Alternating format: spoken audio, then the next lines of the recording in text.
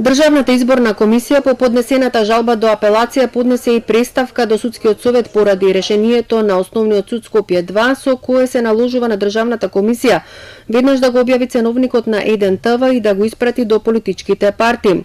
Според претседателот на комисијата Оливер Дерковски, во жалбата до апелација наведено е дека Основниот суд Скопје 2 не може да донесе времена мерка со која во рок од 30 дена би поднела тужба за утврдување на правото на платено политичко рекламирање и надомесна штета од 100.000 евра, колку што проценува Еден ТВ, затоа што овој суд не е ниту надлежен да постапува по управни постапки, туку за граѓански.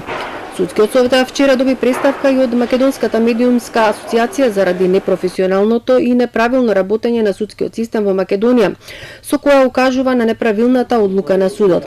Претседателот на судскиот совет Зоран Караџовски за Телма изјави дека ќе ги разгледа преставките пошто ќе извести за понатамошното постапување. Еден ТВ претходно не ги спочитува законските рокови да ги достави ценовниците во рок од 5 дена од распишување на изборите, во кој рок радиодифузерите се должни на своите програми 2 пати да ги истакнат ценовниците. Ова е јасно истакнато во членот 75 од изборниот законник. Државната изборна комисија во жалбата до апелација нагласува и дека Основниот суд Скопје 2 не дава објаснување врз основа на што ја црпи надлежноста за овој предмет и додава дека Дика не може да се јави како противник во овој предмет бидејќи со Еден ТВ немаат никакви должничко-доверителски односи. Дика во неколку наврати во тужбата потенцира дека само управниот суд е надлежен за ваквите постапки, а овој суд веќе 2 пати негативно се произнесе и го одби барањето на Еден ТВ како незаконско.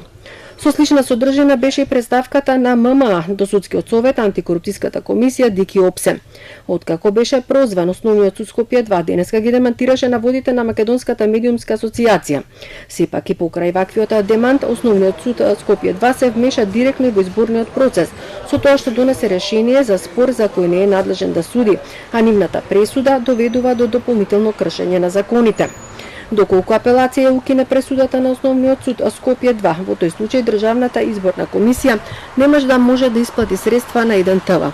Така телевизијата крши уште еден закон, прави бесплатен политички маркетинг, а во Македонија е кривично дело доколку медиуми финансираат политички партии.